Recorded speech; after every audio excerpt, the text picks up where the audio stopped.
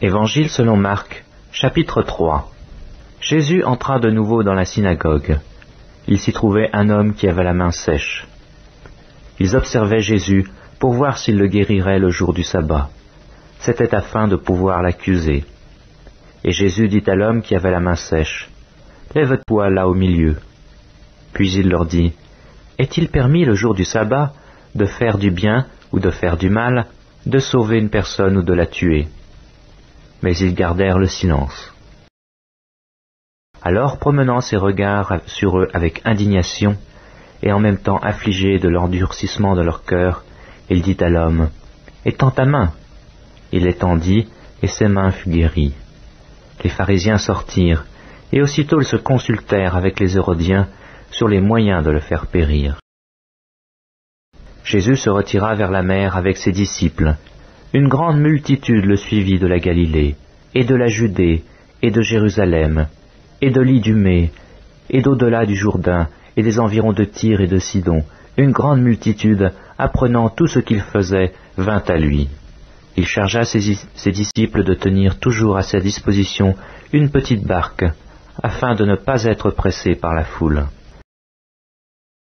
Car comme il guérissait beaucoup de gens, tous ceux qui avaient des maladies se jetaient sur lui pour le toucher. Les esprits impurs, quand ils le voyaient, se prosternaient devant lui et s'écriaient « Tu es le Fils de Dieu !»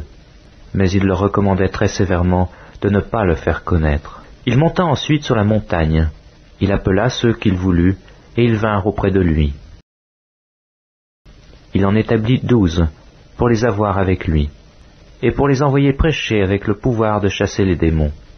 Voici les 12 qu'il établit.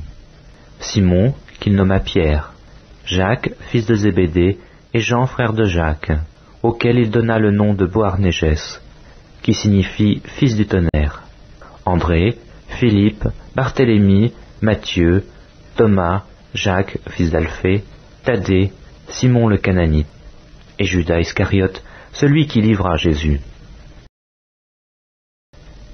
Ils se rendirent à la maison, et la foule s'assembla de nouveau, en sorte qu'ils ne pouvaient pas même prendre leur repas.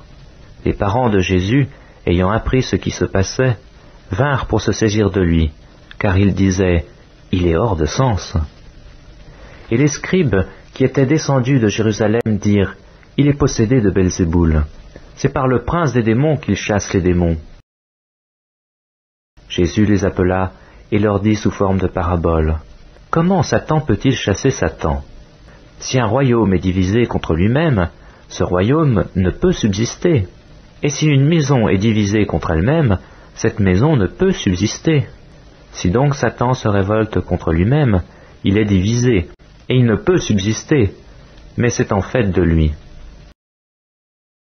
Personne ne peut entrer dans la maison d'un homme fort et piller ses biens sans avoir auparavant lié cet homme fort. Alors il pillera sa maison.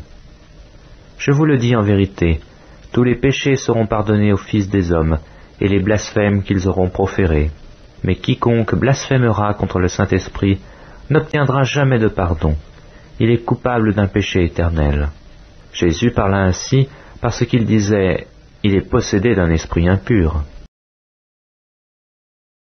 Survinrent sa mère et ses frères, qui se tenant dehors l'envoyèrent appeler.